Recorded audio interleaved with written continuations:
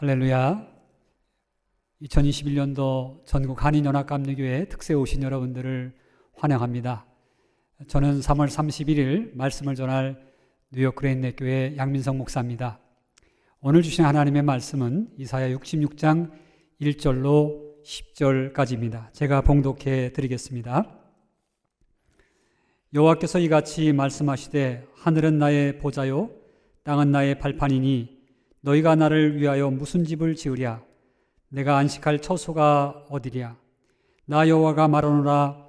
내 손이 이 모든 것을 지었으므로 그들이 생겼느니라. 물은 마음이 가난하고 심령에 통해하며 내 말을 듣고 떠는 자, 그 사람은 내가 돌보려니와 소를 잡아 드리는 것은 살인함과 다름이 없이 하고 어린 양으로 제사 드리는 것은 개의 목을 꺾음과 다름이 없이 하며 드리는 예물은 돼지의 피와 다름이 없이 하고 분향하는 것은 우상을 찬송함과 다름이 없이 행하는 그들은 자기의 길을 택하며 그들의 마음은 가증한 것을 기뻐한즉 나 또한 유혹을 그들에게 택하여 주며 그들이 무서워하는 것을 그들에게 임하게 하리니 이는 내가 불러도 대답하는 자가 없으며 내가 말하여도 그들이 듣지 않고 오직 나의 목전에서 악을 행하며 내가 기뻐하지 아니하는 것을 택하였음이라 하시니라. 여호와의 말씀으로 말미암아 떠는 자들아 그의 말씀을 들을지어다.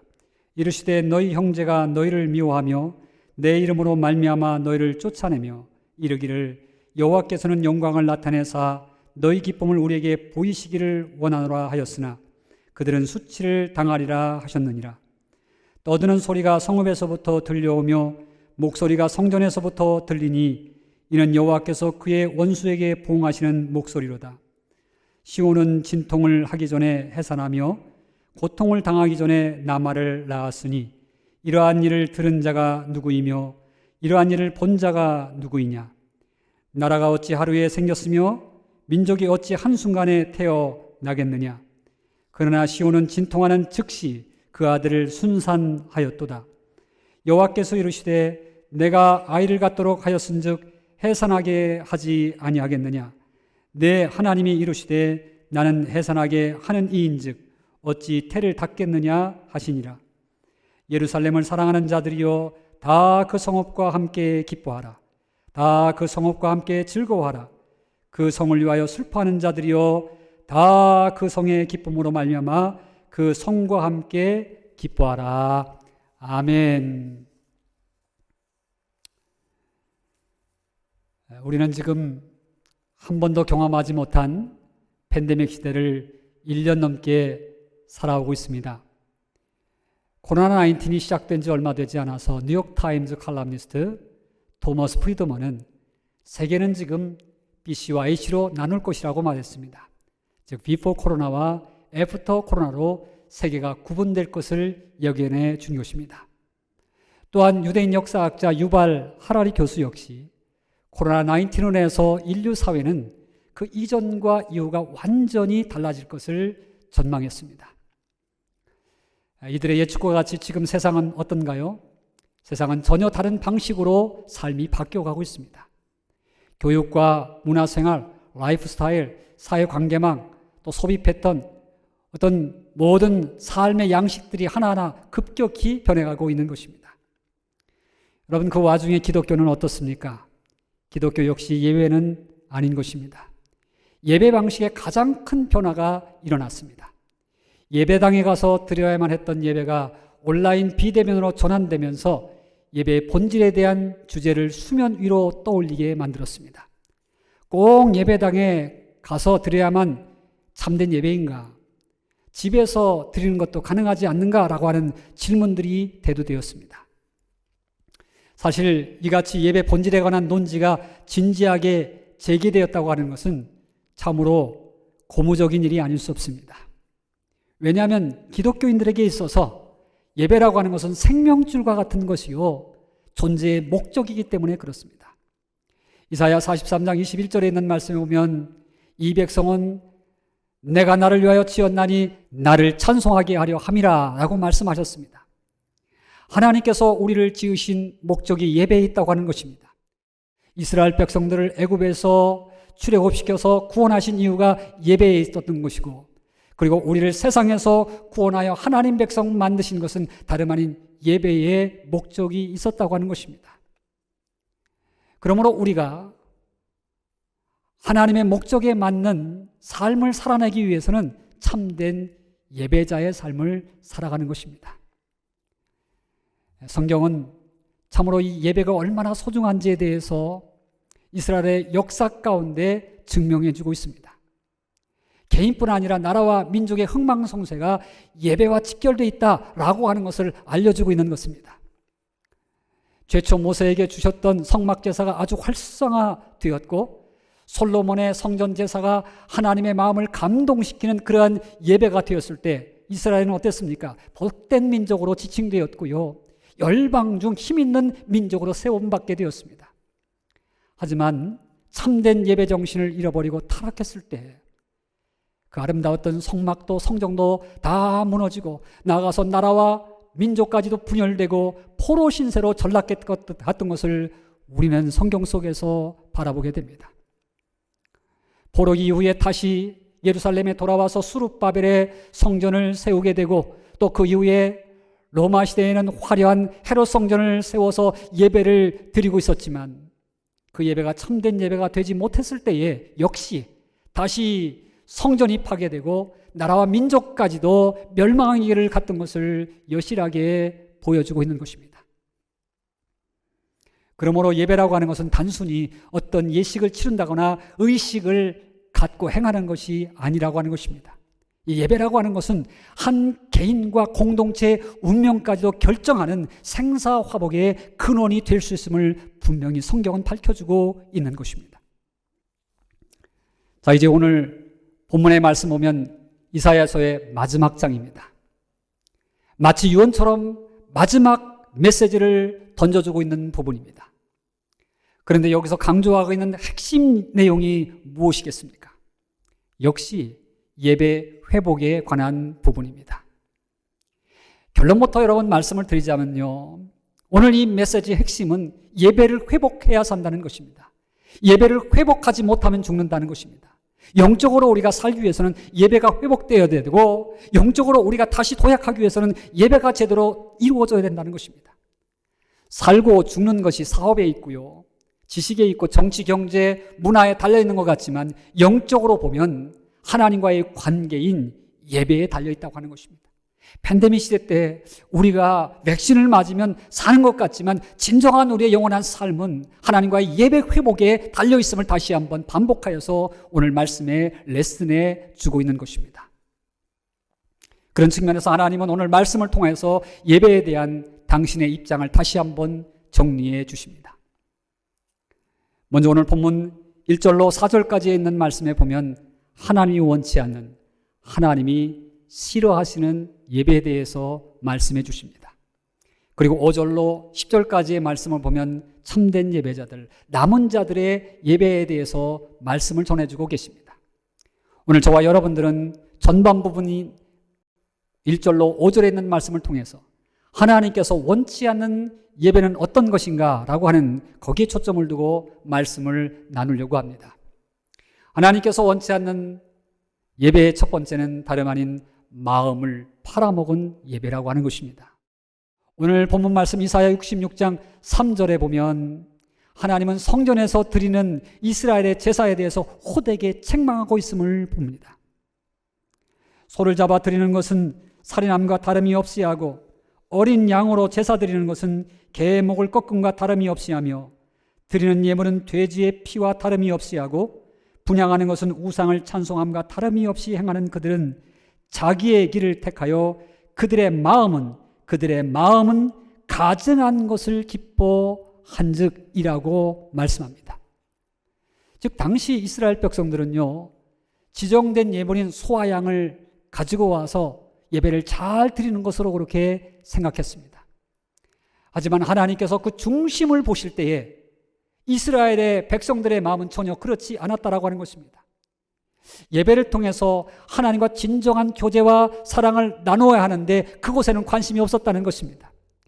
제물을 드릴 때 각을 떠서 정말 하나님 앞에 통회하는 마음을 가지고 회개하는 마음을 가지고 드려야 되는데 재물만 각을 떡지 마음의 각은 뜨지 아니하고 회개하며 심령을 통회하며 새롭게 함으로 거룩함을 추구하는 영적 제사는 마음에서 이미 사라졌다고 하는 것입니다. 이들의 제사는 시간이 지나갈수록 참으로 매너리즘에 빠져 있고 하나님에 대한 경외와 두려움조차 없어졌습니다. 워낙 예배라고 하는 헬라어 단어는 프로스코네오라고 하는 말 아닙니까? 손에다가 키스한다, 존경하는 의미로, 정말 존중하는 의미로 입을 맞추는 겁니다. 그런데 하나님에 대한 경이로움과 존중함, 하나님의 가치에 대해서 잃어버렸습니다. 그래서 두려움조차 없이 눈먼 것, 저는 것을 예물로 가져다가 드리기까지 하는 형식적인 제사로 변질되어 갔다고 하는 것입니다. 이는 몸은 교회에 와 있지만, 성전에 와 있지만 마음은 다 세속적인 것에 빼앗기고 있었던 모습을 그려주고 있는 것입니다. 나 주님의 기쁨 되기 원하네라고 우리가 힘있게 노래하고 있지만 주님의 기쁨이 아니라 내 기쁨을 채우는 데 초점이 맞춰 있는 예배라는 것입니다. 우리가 하나님 앞에 와서 대표 기도하고 찬양하고 그리고 봉사하고 예물을 드리고 있지만 그 모든 것들이 사람 앞에 집중되어 있다는 것입니다. 사람 앞에 인정받으려고 하는 겁니다. 그래서 인정받지 못하면 갈등이 일어나고 나아가서는 교회를 떠나기도 되고 그리고 예배가 무너지는 생활을 하게 된다고 하는 것입니다. 바로 하나님은 이런 예배를 더 이상 원치 않는다, 받지 않는다, 그렇게 말씀해주고 있는 것입니다. 이는 개의 목을 꺾어서 드리는 제물처럼 혐오스러운 것이요, 돼지로 예배를 드리는 것처럼 부정한 것이기에 받을 수 없는 예배라고 말씀하십니다. 마음에 초점이 없는 예배, 마음이 떠난 예배, 마음을 세상 세속에다 팔아먹은 그 예배를 어찌 내가 받겠는가 라고 그렇게 외치시는 것입니다. 하지만 오늘 이 말씀을 역설적으로 가만히 묵상해 보면 이것은 하나님께서 예배를 원치 않는다라고 하는 말씀보다는 나는 이런 예배를 원한다라고 하는 호소하는 내용으로 들려줄 수 있습니다. 하나님께서 원하시는 예배가 뭡니까? 다름 아닌 마음을 드리는 예배입니다. 마음에 초점을 두고 하나님 앞에 나가는 예배입니다. 마음이 통하는 예배, 하나님과 마음을 교감시키는 예배, 그것을 하나님께서 원하신다라고 하는 것입니다. 그래서 시편 51편 17절에 있는 말씀은 하나님께서 구하시는 제사는 상한 심령이라고 그렇게 말씀하십니다. 하나님이여 상하고 통회하는 마음을 주께서 멸시하지 아니하시리라고 말씀합니다. 저는 이 말씀을 준비하다가 바봇의 함석헌 선생님의 글 한 편이 생각이 났습니다. 전반부에는 주님께 드려야 할 마음을 세상에 다 팔아먹고 빔 껍데기로 드리는 예배제에 대한 모습을 그려내고 있습니다. 하지만 후반절에서 다시 회복하자고 하는 간곡한 외침을 그려내고 있습니다. 몇 구절만 제가 소개하면 이렇습니다. 내 마음 다 팔아먹었구나. 다 팔아먹었구나. 다 팔아먹고 다 헤쳐먹고 이젠 껍데기만 남았구나. 님 생각이 나는 오늘엔 바쳐야 할 그 마음은 없고 세상 풍파에 부대끼고 더러운 그 기록을 그린 이 껍질밖에 없으니 무엇으로 님을 만나 무슨 맘에 님을 찾나. 다 팔고 남은 내 맘의 껍질은 물마른 우물같이 텅 빈 쓸쓸함만 길었는데 님은 저 언덕을 올라가시네 저녁 영광 안으시고. 저 님이 가시기 전, 저 님이 저 언덕을 아주 넘으시기 전 가자 내 맘아, 아 가엾은 내 맘아. 팔다가 남은 부스럭이라도 모아가지고 가서 바치자. 받으시거나 아니 받으시거나 팔 앞에 나 쓰러지자. 주님이 더 이상 우리 예배로부터 떠나가기 전에, 더 이상 하나님의 임재를 느낄 수 없는 예배가 되기 전에, 더 이상 주님의 능력과 영광이 우리의 교회로부터, 우리의 예배로부터 넘어가기 전에, 저 산을 넘어가기 전에 팔다가 남은 부스러기 마음이라도 하나님께 모아 드림으로 다시 예배가 회복되자고 하는 말씀입니다. 여러분, 오늘 우리들은 사순절 특세를 드리고 있습니다. 그동안 팬데믹으로 인해서 흐려졌던 우리의 예배였다고 한다면 우리의 마음을 다시 한번 추스르기를 바랍니다.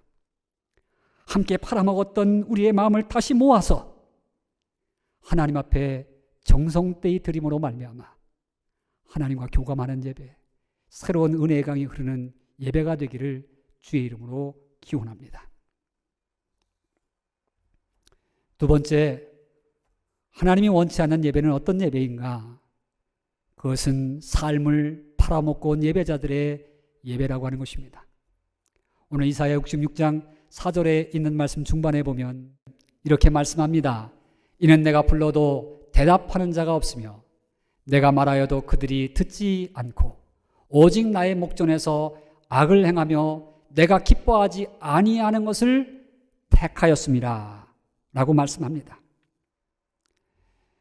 참된 예배는 예배 후에 삶이 따라와야 하고 그 행한 삶의 열매를 가지고 와서 하나님 앞에 드리는 것이 예배라고 하는 것입니다.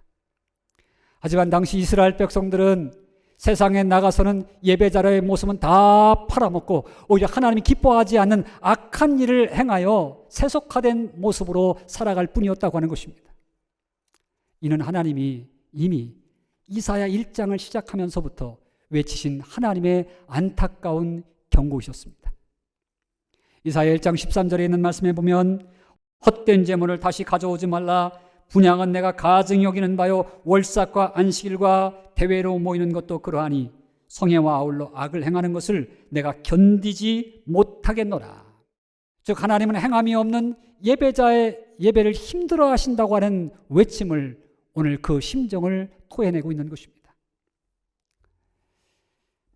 그런데 사실 저나 여러분들이나 참된 예배자로 살아간다고 하는 것, 이것은 참으로 쉬운 일이 아님을 기억합니다. 왜냐하면 우리의 죄된 습성들은 예배 직후부터 순간순간 자꾸 예배자의 모습을 상실하게 만듭니다. 우리가 살아가는 예배의 삶을 방해하는 악한 권세들이 있고 우는 사자처럼 삼킬자를 찾아서 다니는 그런 악한 권세로부터 우리는 공격당하기 일쑤이기 때문에 그렇습니다. 우리는 예배당 나가는 그 순간부터 여러분들은 예배의 감격을 잃어버릴 것입니다. 우리는 하나님의 말씀을 잃고 살 때가 많습니다. 제가 오래전 부목사로 사역을 할 때였습니다. 어느 주일이었는데요, 참으로 은혜로운 주일이었습니다. 목사님의 설교가 아주 감동스러웠습니다. 모든 성도들이 그날따라 정말 은혜가 충만하여서 아멘 아멘 소리가 너무나 컸습니다. 찬양할 때 손을 들고 감격적인 예배를 드렸습니다. 특별히 그날 목사님의 말씀의 주제는 사랑에 관한 것이었습니다. 사랑은 오래 참고 물에 향하지 않는다고 하는 그런 말씀으로 하여서 계속해서 따뜻한 분위기를 만들어가고 많은 사람들이 감격적인 눈물을 흘렸습니다. 그리고 예배는 끝났습니다. 바로 사람들이 주차장으로 나갔습니다. 그런데 그 주차장에서 상당히 소란스러운 소리가 들렸습니다. 차 두 대가 급하게 먼저 나가려다가 부딪히게 된 것입니다. 차 주연이었던 권사님과 집사님이 차 밖으로 나왔습니다. 그리고 신경이가 벌어졌습니다. 언성이 높아졌습니다. 이윽고 멱살까지 잡았습니다. 그리고 감정이 더 격해지자 주먹질까지 오갔던 그 장면이 있었습니다. 바로 그 직전까지 있었던 예배자의 모습은 그곳에서 다 땅에 떨어지고 상실되어 있었습니다. 상황과 흥분된 감정에 휩쓸려 다 그 예배의 감격을 팔아먹었습니다. 자아의 자존심만 남았습니다. 저는 이 모습이 그들만의 모습은 아니었다고 그렇게 생각이 되었습니다. 지금까지도 그 모습은 바로 우리 자신들의 모습이라고 그렇게 남아있는 것입니다. 들었던 말씀, 세상에 나가는 순간, 교회 문 밖을 나가는 순간 세상에 다 팔아먹고요. 우리의 감정에 다 팔아먹고 욕심에 다 팔아먹고 이기심에 다 팔아먹고 사는 것이 우리의 신앙생활의 모습이 될 수 있다는 것입니다. 그러므로 근신하여 신앙생활하지 않으면 참된 예배자의 정체성은 언제든지 무너질 수밖에 없는 것입니다. 자, 그렇다면 이제 우리는 어떻게 해야 우리의 삶 속에서 참된 예배자의 삶을 지켜나가고 그리고 그런 예배자의 모습을 온전히 이루어갈 수 있을까요? 저는 우리의 힘으로다가는 불가능하다고 생각합니다. 그래서 성령의 전적인 인도하심이 있어야 될 줄로 믿습니다. 우리의 참된 예배 생활은 초대교회에서 모델을 쳤습니다. 초대교회의 가장 두드러진 특징이 뭡니까? 다름 아닌 성령 충만이 그들과 함께 있었다고 하는 것입니다. 그들 예배 속에 넘치는 성령의 충만함, 그 성령의 충만함을 통하여서 예배 드리는 자들이 변화됩니다. 예배 드리기 이전과 예배 드리고 난 이후의 삶이 완전히 달라집니다. 제자들의 모습 속에서 그것을 증명해 주고 있습니다. 그 공동체는 세상으로부터 칭찬 듣는 교회 공동체가 됩니다. 성도들 한 사람 한 사람들의 삶은 많은 사람들에게 주목받고 그들의 삶을 칭찬해주고 격려하는 그런 일로 사회가 변화되어 갑니다. 여러분, 그러므로 오늘 우리와 같이 나약한 예배자들, 우리와 같이 부족한 예배자들, 정말 성령님의 도우심이 필요합니다. 갈라디아서 5장 22절로 23절의 말씀과 같이 우리 안에 아름다운 하나님의 성품의 열매가 맺혀지기 위해서는 우리는 성령님을 초대해야 되고 성령님께서 내 성품을 계속 갈아엎는 그 영적인 작업이 필요하다고 하는 것입니다. 사랑과 희락과 화평과 오래 참음, 자비와 양성과 충성과 온유의 철저의 열매들이 내 삶 속에 맺혀져서 참된 예배자로서의 모습이 계속해서 성화되어 가도록 우리는 성령님과 함께, 성령님과 더불어 성령님 안에서 신앙생활하는 모습들이 필요한 것입니다. 이제 말씀을 마무리하려고 합니다. 사순절, 특히 고난주간을 지내면서 저와 여러분 영혼 속에 성령의 깊은 교제가 일어나기를 원합니다. 성령과 깊은 대화가 일어나서 정말 참된 예배자로의 회복이 일어나고 상처받은 우리의 마음이 치료되고 그리고 하나님께서 주신 사명을 다시 깨닫고 하나님과 깊은 영적인 교제를 나누며 세상을 변화시켜가는 저와 여러분 되기를 주님의 이름으로 축복합니다. 이 말씀을 붙들고 여러분 매일의 삶 속에서 승리하시기를 다시 한번 주님의 이름으로 기원합니다.